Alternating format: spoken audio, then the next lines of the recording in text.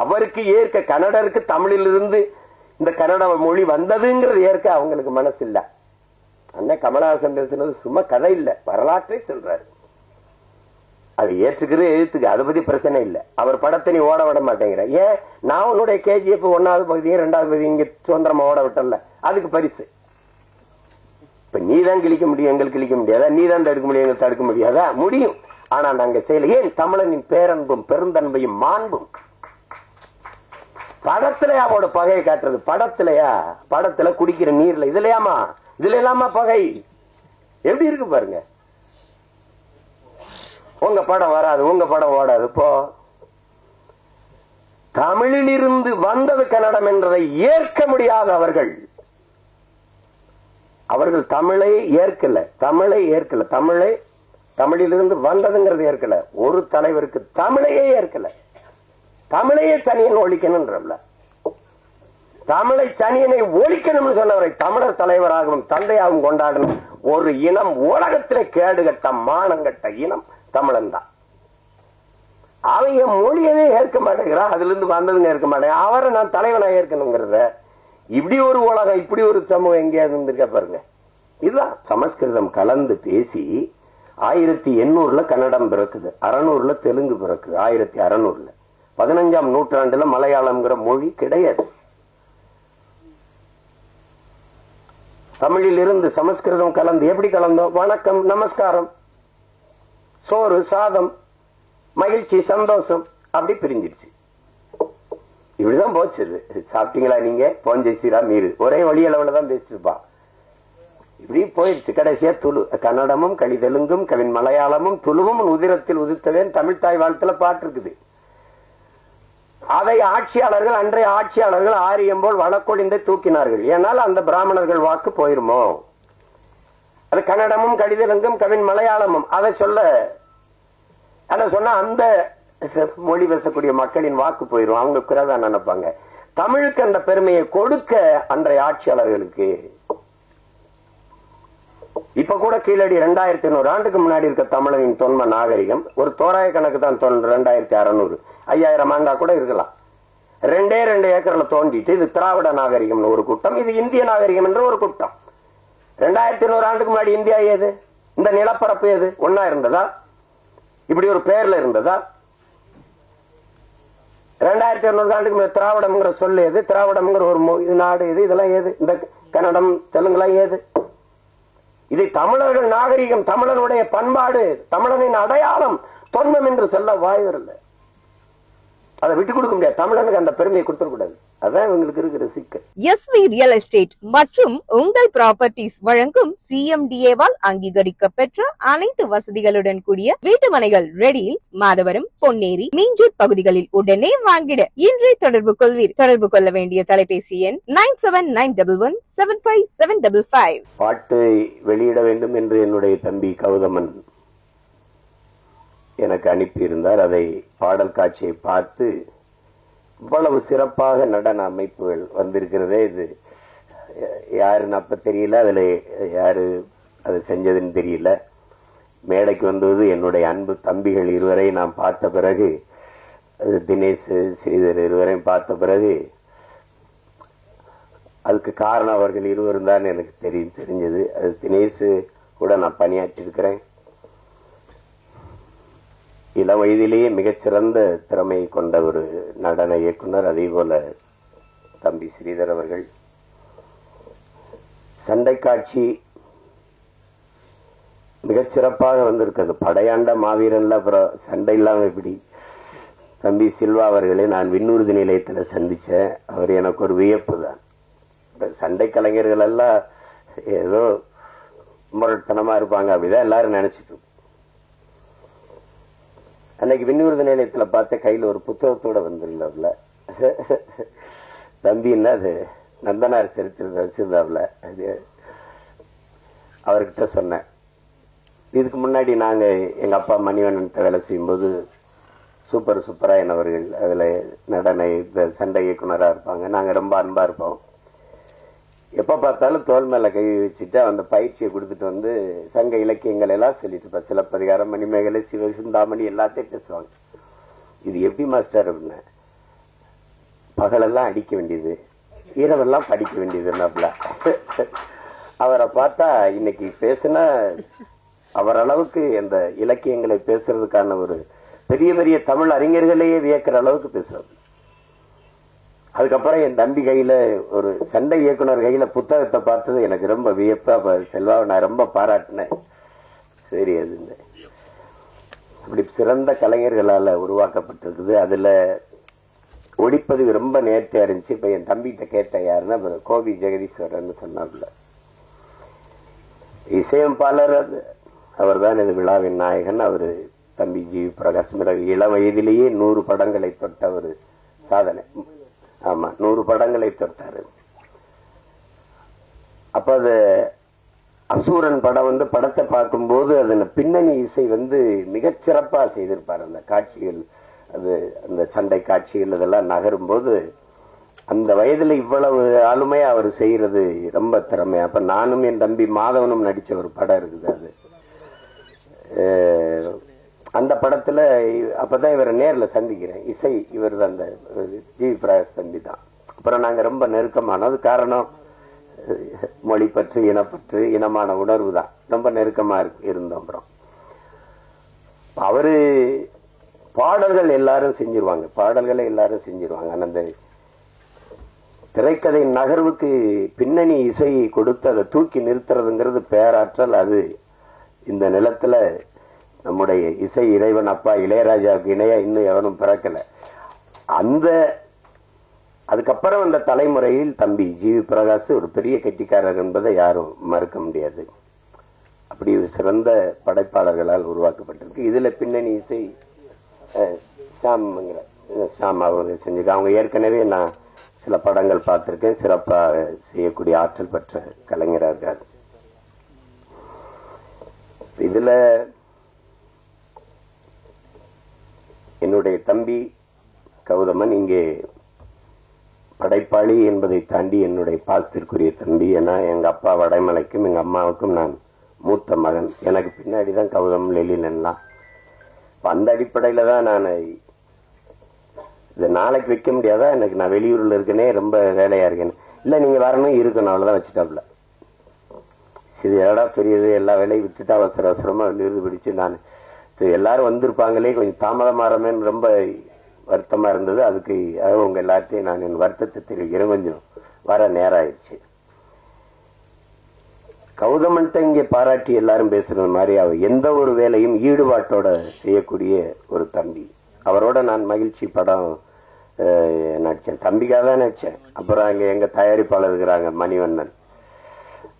அது எங்க எல்லாரும் மேலையும் பேரன்பு. குறிப்பா என் தம்பி கௌதம் மேல அவருக்கு என்னை போலவே நேசித்து நிற்கக்கூடிய ஒரு பெரிய உறவுக்காரர் அவரு. எங்க எல்லாருக்குமே கொடை அவர் தான். நாங்கள் ஒரு கூட்டம் நடத்தினா இருந்தாங்க வந்து கொடுத்துட்டு போயிடுவாரு. 50,000 வச்சுக்கிறீங்க, 1,00,000 வச்சுக்கிறீங்க. அப்படி உறவினுடைய பிணைப்பு. அப்ப அதுல அப்பவே பார்த்து தம்பியுடைய ஈடுபாட்டை, அவனுடைய படைப்பின் ஆற்றலை ஆட்டோ சங்கர் நான் ரொம்ப பின்னாடிதான் பார்த்தேன். மக்கள் தொலைக்காட்சியில தொலைக்காட்சி உருவாக்கத்துல நாங்கள் அந்த குழுவுல இருந்து எங்க ஐயா கூட, எங்க ஐயாவுக்கு ரொம்ப நெருக்கமான ஒரு பிள்ளை. அதுல என் மேல பேரன்பு. அதுல இந்த சந்தன வீரப்பன் தொடர், ஆமா சந்தன காடு, அந்த தொடர் வரும்போது பார்த்து நான் வியந்தப்ப, நானும் தம்பி அடிக்கடி பேசிக்கிறதுனால பாராட்டிக்கிட்டு இருந்தேன். அப்ப நான் எங்க தலைவர்கிட்ட சந்திச்சு பேசிக்கிட்டு இருக்கும்போது அப்ப எங்கால பேச்சு வந்துருச்சு, வீரப்பனுடைய பேச்சு வந்துருச்சு. அப்ப பேச்சு வரும்போது அவருக்கு அவர் மேல பெரிய மதிப்பு, வீரப்பனார் மேல பெரிய மதிப்பு. அது காரணம் அது எனக்கிட்ட சொன்ன வார்த்தையை நான் பதிவு செய்யறேன். நம்ம இனத்துல அந்த இடத்துல ஒரு வீரன், அந்த இடத்துல ஒரு வீரன், அதனால எனக்கு அவரை ரொம்ப பிடிக்கும் அப்படின்னு. அவர் கண் பார்வை கொஞ்சம் மங்கிருச்சு அப்படிங்கிறது அப்ப அவருக்கு சொல்லப்பட்டிருக்கு. அப்ப அது இங்க அழைச்சிட்டு இங்க மருத்துவம் செஞ்சிடலான்னு தான் அதுக்கு பெருமுயற்சி எடுத்தவர் எங்க தலைவர். அதை கொடுத்து ஒப்படைக்க சில ஆளுகள்கிட்ட கொடுத்தது. அந்த செய்தி கசிஞ்சு அது உளவுத்துறை ஈழத்தமிழ்ல உள்ள போய் பேசி, அது பெரிய திரைக்கதை நடந்துச்சு. அந்த வேற நடந்துச்சு. எப்படி இறந்தாருன்னு கேட்ட போது நீங்களும் தெரிஞ்சுக்கணும்ல அந்த இதுல. அதுல சுற்றுலா ஒன்றும் சொல்லல, செய்யல. உறவுக்காரர்கிட்ட அவருக்கு வழக்கமா கொடுக்குற இடத்துல மோர்ல விஷத்தை கலந்து கொடுத்து கொண்டுட்டாங்க. அது ஆங்கில படம் போல இருக்கும் பாருங்க. எல்லாரும் மோரை குடிச்சிடுறாங்க. குடிச்சிட்டு போய் அந்த ஓடையில கை கழுவ வாய் கழுவ போகும்போது ஏதோ இருக்குது இதுல மயக்கமா வருது, இதை குடிச்சிடாதீங்கன்னு சொல்ல திரும்பும் போது நம்மளால குடிச்சிட்டு இருந்துறாப்ல. எப்படி இருக்கு பாருங்க. இறந்து 2 நாள் கழிச்சு ஒரு ஆடு மேய்க்கிற சிறுவனை அனுப்பி பார்த்துட்டு செத்துட்டாருன்னு உறுதி செஞ்சுட்டு போனதுக்கு பிறகு மீசையெல்லாம் வெட்டி வண்டியில ஏற்றி ஆட்டு ரத்தத்தை தெளிச்சு சுட்டு நாடக குழுவுக்கு இது ஒன்றும் புதுசு இல்லையே அப்படி சொல்லப்பட்டதான். அப்ப அது சொன்ன சொன்ன நான் நினைச்சேன் கிட்ட நெருங்கி இருக்க முடியாது, இல்லைன்னா இப்படித்தான் கொண்டிருக்க முடியும்னு சொல்லிட்டு சொன்னாங்க. அப்புறம் அந்த அப்பப்ப நேரம் கிடைக்கும் போது கொஞ்ச நேரம் அந்த தொடரை பாக்குறேன், மறுபடி முழுசா பார்க்க முடியும் போது அப்பதான் நான் தம்பி கௌதமனே என் தலைவருக்கு சொல்லி தம்பி தான் அதை எடுத்திருக்கிறாரு அப்படின்னா, அப்ப முழுமையா பாக்குறதுக்காக நான் என்னுடைய அன்பு சகோதரன் என்னுடைய ரத்தம் வேல்முருகன் அவர்கிட்ட பேசி தம்பிக்கிட்ட பேசி அந்த மொத்த தொடரையும் வாங்கி பெட்டியில வச்சு அப்புறம் அனுப்பி வச்சேன் தலைவருக்கு.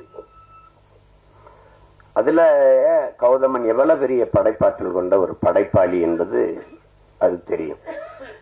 அந்த அதுக்கப்புறம் இப்ப படையாண்ட மாவீரா கண்ணன் அவர்கள் சொன்னது மாதிரி என் மேல தனிப்பட்ட அன்பு கொண்ட என் அண்ணன் காடுவெட்டி குரு அவர்கள், எங்க 2 பேரையும் நான் ஒரு திசை அவர் ஒரு திசை, நாங்க அவர் இந்த வடபக்கம் நாங்க தென்பக்கத்தில் இருந்த பிள்ளைகள். ஆனா 2 பேரை இணைத்தது எங்கள் தமிழ், அந்த இன உணர்வு மான உணர்வு, எல்லாவற்றுக்கும் மேலாக உலக தமிழ் பேரினத்தை இணைக்கிற பெரும் காந்தமா இருக்கிற எங்கள் தலைவன் பிரபாகரன். 2 பேர் தான் எங்களை இணைச்சது. இப்ப நம்ம அவரை மாவீரர் என்று போற்றிக் கொண்டிருக்கிறோம். அவர் சொல்றாரு உலக தமிழனுக்கு ஒரே ஒரு தலைவன் தான்டா, அது என் தலைவன் பிரபாகரன் தான் பேசுறது இருக்கு. நான் கூட என்னுடைய பதிவுல தனிப்பட பதிவுல. அப்ப நாங்க எப்ப பார்த்தாலும் நாங்க பொங்கு தமிழ்ல சந்திப்போம். எங்க ஐயா அது அறக்கட்டளை இருக்குது அந்த தியாகராய நகர்ல, அங்கதான் நாங்க எல்லாம் சந்திச்சு பழக்கம். எங்க ஐயா என் மேல வச்சிருந்த அன்புக்கு ஒரே ஒரு சான்று சார், எங்க ஐயா மருத்துவர். பெரிய பெரிய அப்ப நான் கட்சி ஆரம்பிக்கல, திரைப்பட இயக்குனர் தானே, சட்டமன்ற உறுப்பினர்கள் தலைவர்கள் எல்லாம் பார்க்க வந்திருப்பாங்க. நானும் ஒரு ஓரத்தில் உட்கார்ந்து இருப்பேன். ஐயா வர சொல்லிட்டாங்க பார்க்கணும்ட்டு நேர வருவாங்க. வாங்க அப்படின்னு என் கையை பிடிச்சு உள்ள கூட்டிட்டு போயிடுவாங்க. இருக்கிற எல்லாருக்கும் ஒரு வியப்பா இருக்கு, இவன் யாரு அந்த பையனை பிடிச்சு கூட்டிட்டு போறாங்க. அப்புறம் போய் பேசிட்டு நான் வந்த பிறகு மற்ற ஒவ்வொருத்தரா சந்திப்பாங்க. அதுல எங்க ஐயா என் மேல வச்சிருந்த அந்த பற்று இன்னைக்கு வரைக்கும் எனக்கு நெகிழ்ச்சியா இருக்கு. அப்ப அந்தப்ப நாங்க எங்க அண்ணன் காடுவெட்டி குரு இருப்பாங்க. அப்ப நிறைய பேசுவோம். அப்ப அந்த நேரம் ஈழப்ப சிக்கல்களை பேசுவோம், தலைவரை பற்றி பேசுவோம், மொழி குறித்து பேசுவோம், போராட்டம் குறித்து பேசுவோம். அப்பதான் நாங்க தமிழ் பாதுகாப்பு இயக்க வச்சு மொழி மீட்சிக்கு பாடுபட்டோம். இல்லைன்னா 85 வயசுல தமிழை தேடி ஒரு தலைவன் இந்த நாட்டுல நடந்து போறாரு தெருவில்லைன்னா அது எங்க ஐயா மருத்துவர் ராமதாஸ் தவிர அவர் இருக்க முடியாது. அப்படிப்பட்ட அன்பு என் மேல எங்க அண்ணன் காடுவெட்டி குரு அவர்களுக்கு. என் தம்பி சொன்ன அந்த மருத்துவ மனை காட்சியில நான் அவர் மருத்துவமனையில மருத்துவம் எடுத்துக்கொண்டிருக்கும் போது அவரை பார்க்கறதுக்கு சென்று பார்க்க முடியல. அவர் சிறப்பு சிகிச்சை பிரிவில் இருந்தாரு. அது இன்னும் என் கண்ணுக்குள்ள இருக்குது. அவ்வளவு பெரிய ஒரு தனி மனிதன் அப்படிங்கிறது எல்லாராலையும் ஒரு மனிதன் நேசிக்கப்படுறது ரொம்ப கடினம், ரொம்ப கடினம். குருனா ஒரு நிமிர்வு, குருனா ஒரு தினசுறது, ஒரு வீரம், ஒரு அச்சம் தெரிச்சு பறக்கும். அதாவது அது அப்படி ஒரு ஆள். அவரு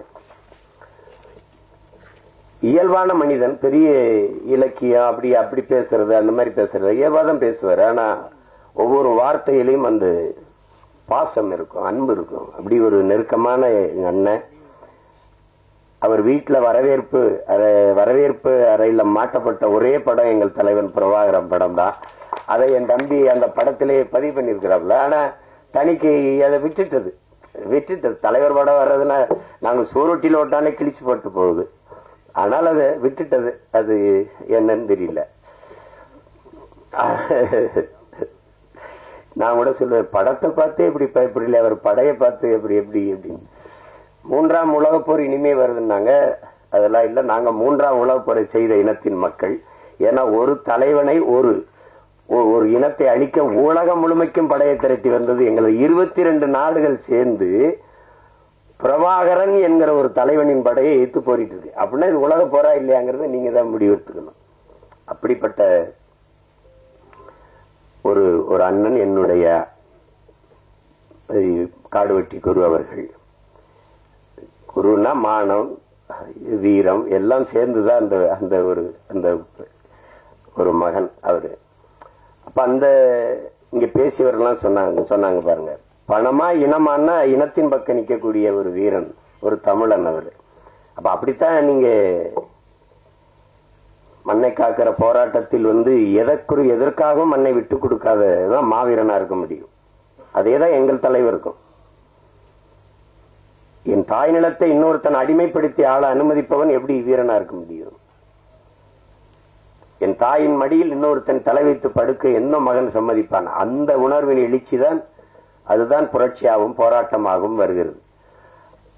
அதை சிலர் என்ன பண்ணுவாங்க, இது கலவரம், தேவையில்லாத போராட்டம், இது வெட்டி வேலை, இப்படி பேசுறதுக்கு. அதான் என் தம்பி உணர்வு பூர்வமா அதை எடுத்து உரைச்சேன். அது பாக்குறவனுக்கு தான். வெள்ளக்காரனுக்கு காந்தியே பயங்கரவாதி தான், காந்திக்கு பகத்சிங் கூட தீவிரவாதி தான். இப்படிதானே இருக்குது. அது இப்ப எங்க பார்வையில எங்களுக்கு எங்க தலைவன் பிரபாகரன் யாரு, எங்களுக்கு எங்க அண்ணன் காடுவெட்டி குரு யாருங்கிறதா. நீங்க எப்படி பாக்குறீங்க? நீங்க வீரப்பனையே இன்னும் மாயாவி, சந்தல கடத்தல்காரன், திருடன் தான் நீங்க கற்பிச்சீங்க. எங்களுக்கு அவன் வனக்காப்பாளன், பிரபாகரன் இனக்காப்பாளன். அப்படிதான் நாங்க பார்ப்போம். அப்ப அதுதான் நாங்கள் எழுப்புகிற கேள்விக்கு இங்க எவரிடத்தில் பதில் இருந்தது? சந்தன கடத்தல் வீரப்பன். சரி, கடத்தினார். என்ன பண்ணார்? சந்தன கட்டையை வெட்டி வித்தார். யானைகளை கொன்று தந்தங்களை கடத்தி வித்தார். வித்தவர் காட்டுகள் இருந்தார். வாங்கினவன் எங்க இருந்தான்? வித்தவனையே பல 100 கோடி செலவழிச்சு பல ஆயிரம் காவல்துறை படைகளை அனுப்பி தேடி போனீர்களே, வாங்கின ஒருத்தனை கூட கைது செய்யலையே. என்ன பதில் இல்லை? என்ன வாங்கின போற அதிகாரத்தில் இருந்தான். அப்ப எங்க பக்கம் இருக்கிற நியாயங்களை எடுத்து பேசணும் இல்லையா? அதுதான் இந்த படையாண்ட மாவீரா பேசுது. அதுல அது என்னுடைய தம்பி மிக நேர்த்தியா செய்வார். என்னுடைய தம்பி கௌதமன் அது மிக நேர்த்தியா செய்வார். அதற்கு துணையா என்ன அறிவியல் இளவல் பாலமுரளிவர்மன். அவனுடைய உரையாடல் மிகச் சிறப்பா இருக்கும். அது எந்த காலத்திலேயும் சந்தன காடுக்கும் அவன் தான் உரையாடல், ஆட்டோ சங்கருக்கும் அவன் தான் உரையாடல். இப்ப வன்னியர்கள் எல்லாம் அது அக்கினியிலிருந்து நெருப்புல இருந்து பிறந்தவர்கள். அது எனக்கு கூட சொல்லுவாங்க, இதெல்லாம் என்ன சீமா நம்பும்படியா இருக்கு, நெருப்புல இருந்து யாராவது பிறக்க முடியுமான்னு. அது நம்ப முடியாதுல்ல, அது நம்ப முடியாம கூட இருக்கலாம். ஆனால் நாங்க நெருப்பாக பிறந்தவர்கள் என்பதை யாரும் மறுக்க முடியாது. அதை இந்த படத்துல வசனமா உரையாடலா என் தம்பிகள் பதிவு பண்ணிருக்கிறாங்க. தமிழன் ஒரு நெருப்பு, பெரு நெருப்பு. அநீதியோ அச்சமோ அடக்குமுறையோ அண்ட விடாத அளவிற்கு ஒரு பெருநெருப்பாக வாழ்ந்த மறவர் கூட்டம் தான் தமிழர்கள். இங்கே பேசிய என்னுடைய தம்பி பேரரசு, எங்க அண்ணன் சேகர் அவர்கள் எல்லாம் பேசினார். மொழி குறித்து, மற்றவர்கள் நம்மளை இழிவா பேசுறது குறித்து, மொழி உணர்வற்று போறது. இப்ப பேச்சு வழக்குல பழகிருச்சு எல்லாருக்கும். இப்ப சில ஆங்கில சொற்களை கலந்து பேசி நம்ம ஒத்துக்கிறணும், நம்ம இனம் அழிந்துட்டது. நம்ம இப்போ தமிழ்நாடுன்னு பேர் வச்சிருக்கோம். இது தமிழுக்கும் தமிழருக்கும் சுடுகாடாக மாறி இருக்கிறது. தமிழ் இறந்துச்சு. தமிழை கொன்றவர்கள் தமிழர்கள் தான். தாய்மொழியை அழிய விட்ட ஒரு இனம் வரலாற்றில் வாழாது. வாழ்ந்ததா செய்தியே இல்லை. அப்ப நம்ம அழிஞ்சிட்டோம். சமஸ்கிருதம் கலந்து பேசி 1800 கன்னடம் பிறக்குது, 600 தெலுங்கு பிறக்குது, 1600 15ஆம் நூற்றாண்டுல மலையாளம்ங்கிற மொழி கிடையாது. தமிழில் இருந்து சமஸ்கிருதம் கலந்து எப்படி கலந்தோம்? வணக்கம், நமஸ்காரம், சோறு, சாதம், மகிழ்ச்சி, சந்தோஷம், அப்படி பிரிஞ்சிருச்சு. இப்படிதான் போச்சு. சாப்பிட்டீங்களா நீங்க, போஞ்சை சீரா மீறு, ஒரே வழி அளவுல தான் பேசிருப்பான். இப்படி போயிடுச்சு. கடைசியா துளு, கன்னடமும் கலிதெலுங்கும் கவின் மலையாளமும் துளுவும் உதிரத்தில் உதித்தவேன் தமிழ் தாய் வாழ்த்துல பாட்டு இருக்குது. அதை ஆட்சியாளர்கள், அன்றைய ஆட்சியாளர்கள் ஆரியம் போல் வழக்கொழிந்தை தூக்கினார்கள். ஏனால் அந்த பிராமணர்கள் வாக்கு போயிருமோ. அது கன்னடமும் கடிதலங்கும் கவின் மலையாளமும் அதை சொன்ன அந்த மொழி பேசக்கூடிய மக்களின் வாக்கு போயிரும். அவங்க குறைவா நினைப்பாங்க. தமிழுக்கு அந்த பெருமையை கொடுக்க அன்றைய ஆட்சியாளர்களுக்கு இப்ப கூட கீழடி 2500 ஆண்டுக்கு முன்னாடி இருக்க தமிழனின் தொன்ம நாகரிகம் ஒரு தோராய கணக்கு தான் 2600 5000 ஆண்டா கூட இருக்கலாம். 2 ஏக்கர்ல தோண்டிட்டு இது திராவிட நாகரிகம் ஒரு கூட்டம், இது இந்திய நாகரிகம் என்ற ஒரு கூட்டம். 2200 ஆண்டுக்கு முன்னாடி இந்தியா ஏது? இந்த நிலப்பரப்பு ஏது? ஒன்னா இருந்ததா? இப்படி ஒரு பெயர்ல இருந்ததா? 2200 ஆண்டுக்கு முன்னாடி திராவிடம்ங்கிற சொல்லு ஏது? திராவிடம்ங்கிற ஒரு நாடு எது? இதெல்லாம் ஏது? இந்த கன்னடம் தெலுங்குலாம் ஏது? இதை தமிழர்கள் நாகரிகம், தமிழனுடைய பண்பாடு, தமிழனின் அடையாளம், தொன்மம் என்று சொல்ல வாய் வரல. அதை விட்டு கொடுக்க முடியாது. தமிழனுக்கு அந்த பெருமையை கொடுத்துடக்கூடாது. அதான் இவங்களுக்கு இருக்கிற சிக்கல். இந்த நிலையில்தான் வீழ்த்தப்பட்ட தமிழ் தேசிய பிள்ளைகள். எங்கள் தலைவர் சொல்லுகிறார், உலகத்தில் 13 கோடி தமிழ் மக்கள் உலகெங்கும் பரவி வாழ்ந்தாலும் தமிழீழ மண்ணில் தான் தமிழ் தேசிய மக்களின் ஆன்மா விழிப்புற்றதுங்கிறது. நான் அடிமையாக இருக்கிறேன், விடுதலைக்கு போராட வேண்டும் என்கிற வீர உணர்வு, விடுதலை உணர்வு எழுச்சியுற்றது. விடுதலையின் முதல் படியே விழிப்புணர்வு தான். அந்த விழிப்புணர்வு வந்தது தமிழீழ மண்ணில் தான். இன்றைக்கு அந்த விடுதலை போராட்டம் வீழ்த்தப்பட்ட அந்த நொடியில் இருந்து உலகெங்கும் வாழ்கிற தமிழ் தேசிய மக்களின் மொத்த மக்களினுடைய ஆன்மா விழிப்புற்றது. குறிப்பா தமிழகத்தில் இன்று பேரெழுச்சியாக வருகிறது. அதுதான் எளிய பிள்ளைகள். எங்களுக்கு 36 லட்சம் 40 லட்சம் வாக்குகளை தந்து தமிழ் மக்கள் அங்கீகரிக்கப்பட்ட ஒரு கட்சியாக மாற்றிருக்காங்கன்னா, இன்னும் மான உணர்வும் இன உணர்வு உள்ள தமிழர்கள் சாகல எல்லாம் இருக்கான். எங்கு பிறப்பினும் தமிழன் தமிழனே, இங்கு பிறப்பினும் அயலான் அயலான்ங்கிறார் எங்க புரட்சி பாவலர். அதுதான் முக்கியம். அவருக்கு ஏற்க, கன்னடருக்கு தமிழிலிருந்து இந்த கன்னட மொழி வந்ததுங்கிறது ஏற்க அவங்களுக்கு மனசு இல்ல. அண்ணன் கமலஹாசன் பேசுனது சும்மா கதை இல்ல, வரலாற்றை சொல்றாரு. அது ஏற்றுக்கிறது, எதிர்த்துக்கு, அதை பத்தி பிரச்சனை இல்லை. அவர் படத்தை நீ ஓட விட மாட்டேங்கிற. ஏன்? நான் உன்னுடைய KGF 1வது பகுதியை 2வது பகுதி இங்க சுதந்திரமா ஓட விட்டல, அதுக்கு பரிசு. இப்ப நீ தான் கிழிக்க முடியும், எங்களுக்கு கிழிக்க முடியாதா? நீ தான் தடுக்க முடியும், எங்களுக்கு தடுக்க முடியாதா? முடியும். ஆனா நாங்க செய்யல. ஏன்? தமிழனின் பேரன்பும் பெருந்தன்மையும் மாண்பும். படத்திலயா அவரோட பகையை காட்டுறது? படத்திலயா? படத்துல குடிக்கிற நீர்ல, இதுல இல்லாம பகை எப்படி இருக்கு பாருங்க. உங்க படம் வராது, உங்க படம் ஓடாது. இப்போ தமிழில் இருந்து வந்தது கன்னடம் என்றதை ஏற்க முடியாத அவர்கள் தமிழை ஏற்கல. தமிழிலிருந்து வந்ததுங்கிறது ஏற்கல. ஒரு தலைவருக்கு தமிழையே ஏற்கல. தமிழையே சனியன் ஒழிக்கணும்ன்றல. தமிழை சனியனை ஒழிக்கணும்னு சொன்னவரை தமிழர் தலைவராகவும் தந்தையாகவும் கொண்டாடணும். ஒரு இனம், உலகத்திலே கேடுகட்ட மானங்கட்ட இனம் தமிழன் தான். அவங்க மொழியவே ஏற்க மாட்டேங்கிறான், அதுல இருந்து வந்ததுங்க ஏற்க மாட்டேங்க. அவரை நான் தலைவனா ஏற்கணுங்கிறத, இப்படி ஒரு உலகம், இப்படி ஒரு சமூகம் எங்கேயாவது இருந்திருக்க பாருங்க. இதுதான் இது படையாண்ட மாவீராங்கிறத ஒரு திரைப்படமா பார்த்து சுருக்கிட முடியாது. இத்தனை பேருடைய உழைப்பு சிறுக சிறுக சிறுக சிறுக. நான் கூட எப்ப முடிப்ப முரளிகிட்ட கேட்கும் போதெல்லாம் கேட்பேன், எப்ப தாண்டா முடிப்பேன் அதை அப்படின்னு. சிறுக சிறுக வழி இல்லை. பிள்ளைகள் 100 சேர்த்து 1 லட்சம் ரூபாய் கொடுத்திருக்காங்கன்னா அந்த உணர்வு, அந்த பங்களிப்பை, அதற்காவது இந்த படம் மாபெரும் வெற்றியான இந்த படத்து வெற்றி அடையணும். அப்ப அதுக்காக இவ்வளவு நேரம் இதுல பெரிய பாராட்டுக்குரியது, இந்த மேடையில இவ்வளவு நேரம் பொறுமையாக இருக்கிற பெருமக்கள், அரங்கை நிறைத்து அமர்ந்திருக்கிற என் அன்பு சொந்தங்கள், உங்களுக்கு தான். இவ்வளவு நேரம் பசி நேரம் தாண்டி உறங்குற நேரத்து வரைக்கும் உணர்வோட உட்கார்ந்து இருக்கிற உங்க ஒவ்வொருத்தருக்கும் என்னுடைய அன்பும் வாழ்த்துக்களும். அதுல என்னுடைய தம்பி கௌதமனுடைய படைப்பாற்றலை, அவன் அந்த பாட்டை எடுத்த விதம், சண்டை காட்சி முன்னோட்டத்தை வரும்போது எனக்கு இங்க ஓடிரும் அப்படின்னு தெரிஞ்சு, எனக்கு நான் விண்ணூர்தியில இறங்கினோன்னே எனக்கு கொடுத்துட்டாப்ல, அனுப்பிட்டாப்ல. வரும்போதே பார்த்துட்டு வந்தேன். அவ்வளவு சிறப்பாக எதிர்பார்ப்பாருக்கு. நீங்க ஏன்டா எங்க பெண்களை ஒரு அக்கா தங்கையாவே பார்க்க உங்களால முடியாதா? அந்த உரையாடல், பல இடங்கள்ல உரையாடல், அவர் நடிப்பு, அந்த சண்டை காட்சியில் அவர் காட்டிய வேகம் எல்லாமே மிகச் சிறப்பா இருக்குது. அந்த முன்னோட்டத்தை பார்த்தாலே படம் உறுதியாக வெற்றியடையும் ஒரு எதிர்பார்ப்பை, இந்த படத்தை பார்க்க வேண்டும் என்கிற தூண்டுதலை தந்திருக்கு. பாடல் எல்லாம் மிகுந்த செலவு பண்ணி எடுத்திருக்கான் பாட்டெல்லாம். அந்த ஒரு பாட்டை நாங்க வெளியிட்டோம். நான் எங்க ஐயா முத்தமிழ் பேரறிஞர் வைரமுத்து எல்லாரும் அதுல ஒரு நாள் வெளியிடணும்னு சொல்லும்போது புலிக்கொடி எங்கள் கொடி அப்படின்னு என்னை கனடால கைது பண்ணி வச்சுக்கிட்டு, இது இந்த கொடி எல்டிடி, சிம்பிள் ஆஃப் எல்டிடின்னே சொல்லியிருந்தா.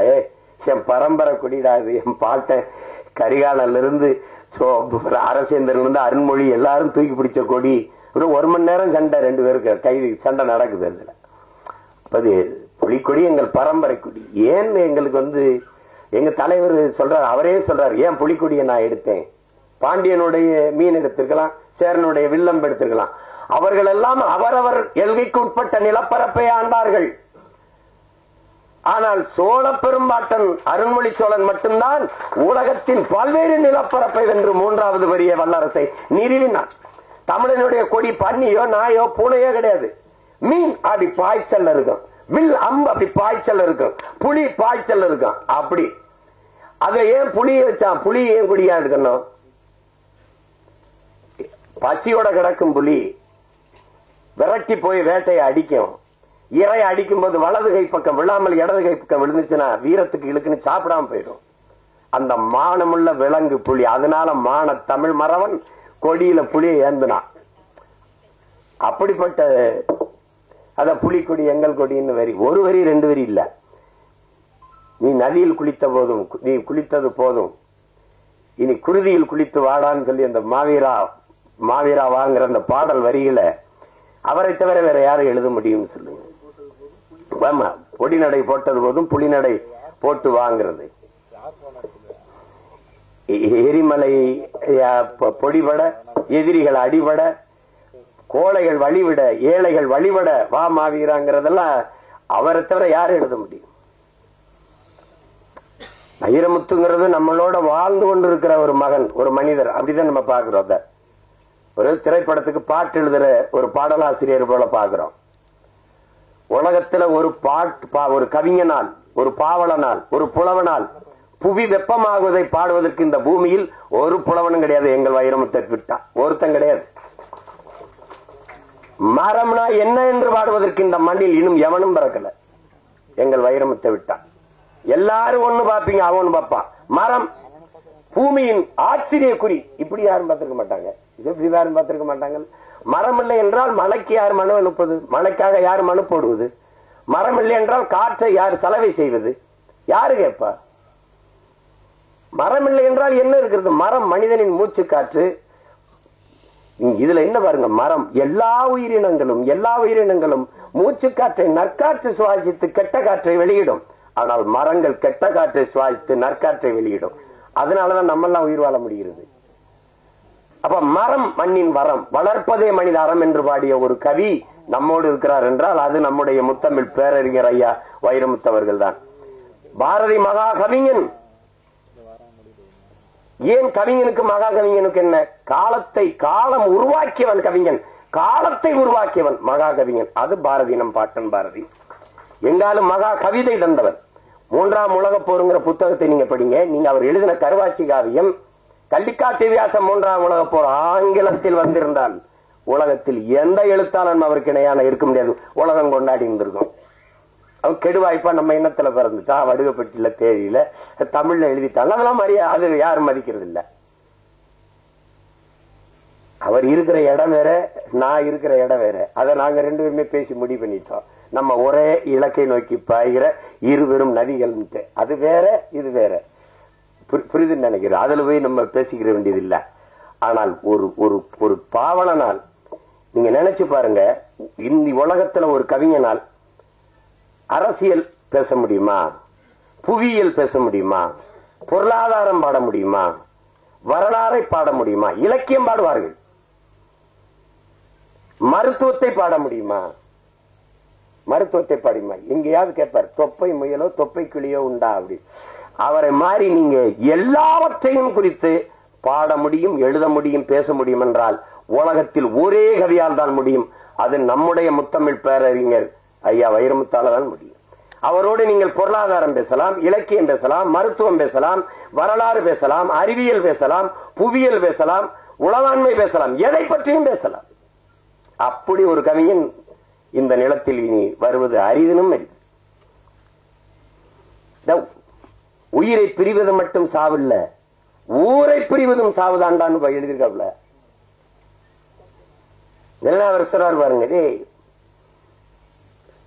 பெத்த தாய் தந்தரை கட்டிய மனைவி பிள்ளைகளை பிரிவது அல்ல சோகம், ஆடு மாடுகளை பிரிவது அல்ல, காடு மேடுகளை வீடு நிலங்களை பிரிவது அல்ல, சொத்து சுகங்களை பிரிவது அல்ல, தான் பிறந்த மண்ணை பிரிவதுதான் உலகத்திலே பெரிய சோகம்னு இல்லைன்னா பதிவு செஞ்சிருக்க முடியாது. அதுதான் இது. உயிர் பிரிவது மட்டுமல்ல சாவு, ஊரை பிரிவதும் சாவுதான். விடைகொடி எங்கள் நாடே கேடல் வாசல் தெளிக்கும் வீடே, அந்த பாடலை கேட்டு கண்ணீர் வடிக்காது, நெஞ்சுருகி கண்ணீர் வடிக்காத தமிழ் மகன் உலகத்தில் இருக்க முடியாது. அவர் எழுதிய வரிகள், இந்த என் தம்பி பேசுற உரையாடல் அதுலயே இருக்குது. எங்களுக்கு 3 காட்டுல ரெண்டா திருப்பி அடிச்ச, ஒண்ணு சந்தன காடு, முந்திரி காடு, இன்னொன்னு வன்னிக்காடுன்னு. காக்கும் கடவுளின் அம்சம் நீ, வன்னிக்காட்டின் வம்சம் நீ, வன்னிக்காடு வவுனியா என்று வந்ததே எங்கள் பெரும்பாட்டன் பண்டார வன்னியன் ஆண்ட நிலப்பரப்பு என்பதாலேயே அது வன்னிக்காடு. தமிழ்நாட்டு அவனுக்கு அடையாளம் இல்ல. இன்னைக்கும் தமிழீழ மண்ணில், அவர் மண்ணிலே என் தலைவன் எல்லைக்குட்பட்ட அந்த நிலப்பரப்பிலே 6 அடிகள் வெங்கலத்திலே பண்டாரவணி என்னும் பாட்டனுக்கு சிலை வச்சது அவர்தான். ஆண்டாண்டு காலமதாய் ஆண்டு வந்த பூமி, அப்பன் ஆட்சி பாட்டன் பூட்டி சுத்தி வந்த வீதி.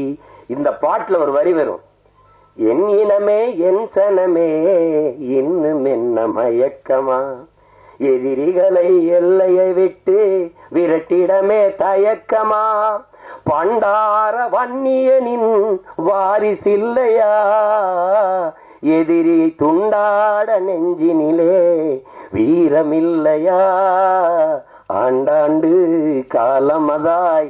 இந்த பாட்டு குட்டி கண்ணன் ஒரு சிறுவன் பாடி தமிழீழ மண்ணில் எல்லா இடத்துலயும் இந்த பாடல் ஒலிக்க. எனக்கு எங்க அண்ணன் நடேசன் அண்ணன் வண்டியில அந்த பாட்டு ஒலிச்சோன்னு, இதை நான் எடுத்துக்கிறேன், தாராளமா எடுத்துட்டு போங்கன்னு எடுத்துட்டு வந்து அந்த பாட்டை எடுத்துட்டு வந்தேன் நான் அங்கிருந்து. அப்ப அந்த மண்ணில் இருக்கிற அந்த தமிழ் பிள்ளைகளுக்கு, தம்பி தங்கைகளுக்கு வீரமூட்டவே, நீ பண்டார வன்னியனின் வாரிசு இல்லையா, பகையை துண்டாட நெஞ்சினிலே வீரம் இல்லையாங்கிற வரியே அந்த பாடல்ல பதிவு செஞ்சிருப்பாங்க. அதனாலதான் அது வன்னிக்காடு.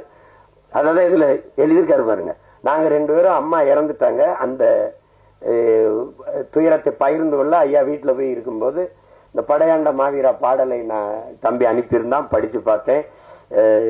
யாரை மனதில் வைத்துக்கொண்டு இந்த வரிகளை எல்லாம் எழுதியிருப்பீங்கன்னு எனக்கு புரியுது அப்படின்னு அவர் சிரிக்கிறாரு. அது இப்போ புரியுதுன்னு நினைக்கிறேன் உங்களுக்கு. அவர் முழுக்க முழுக்க நானும் சரி, இங்க இருக்கிற என் தம்பியும் சரி, என் தம்பி கணேஷ்குமாரும், இங்க இருக்கிற எல்லாரும் சரி, என் தம்பி எங்க அண்ணன் காடுவெட்டி குருவும் சரி, நாங்கள் உயிருக்கு உயிராக உள்வாங்கி கொண்டவர் எங்கள் உயிர் தலைவன் மேதகு பிரபாகரன் அவர்கள் தான் என்பதில் யாருக்கும் மாற்று கருத்து இருக்க முடியாது. அப்படிப்பட்ட ஒரு மகா கவிஞர், இந்த ஒரு பெருங்கவி இந்த படத்தில் வந்து பாடல்களை தந்திருக்கிறார். எல்லாமே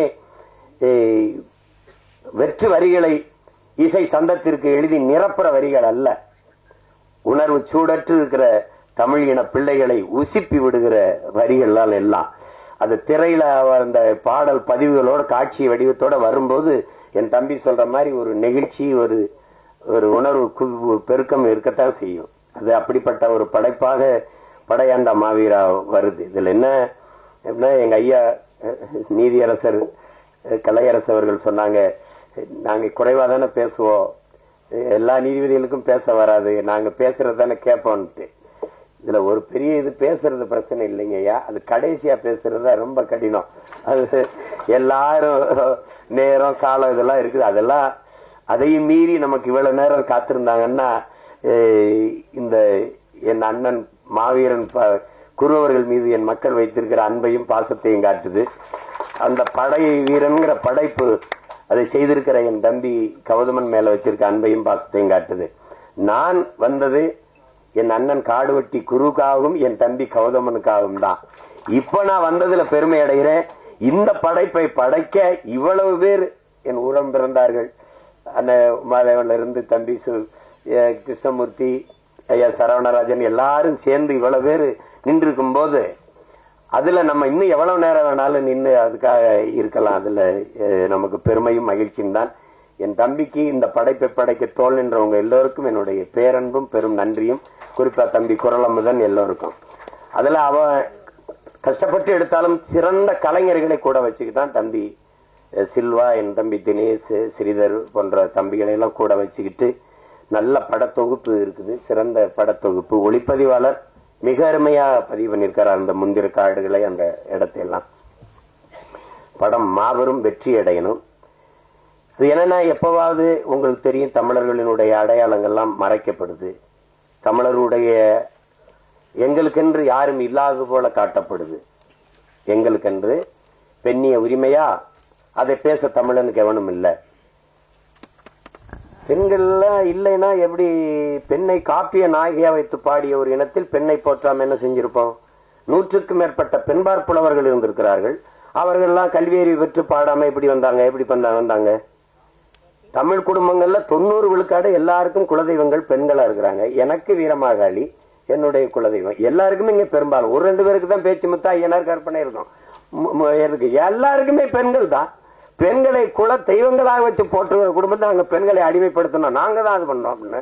எங்களுக்கு பல்லு விளக்க தெரியாது, வேப்பங்குச்சி ஒடிச்சு விளக்கி விட்டவங்க இதான் மாதிரி எல்லாத்தையுமே ஒரே ஆளுக்கு கொடுத்தது. எங்களை போல ஒரு மாண்பு கொண்டு வாழ்ந்த இனம் உலக வரலாற்றில் உண்டா? எங்களை போல உலகத்தையே கட்டி ஆண்ட என் பாட்டன் அருண்மொழி சோழன் எந்த இனத்தையாவது அடிமைப்படுத்தி ஆண்டான் என்று வரலாற்றில் ஒரு துளி செய்தி உங்களால காட்ட முடியுமா? உங்களால் காட்ட முடியுமா? தமிழர்கள் யாரையாவது அடிமைப்படுத்தி ஆண்டார்கள், கொடுமைப்படுத்தி கொன்றார்கள் என்று எந்த இடத்திலையும் செய்தீர்கள்? எந்த இடத்தில் இருக்காது? எல்லாரும் மானுட நேயம் பேசினான். உலகத்தில் ஒரே ஒரு இனம்தான் உயிர்மை நேயம் பேசியது. பிறப்பு ஒக்கும் எல்லா மனிதருக்கும் என்று பாடவில்லை, பிறப்பு ஒக்கும் எல்லா உயிருக்கும் என்று பாடியது.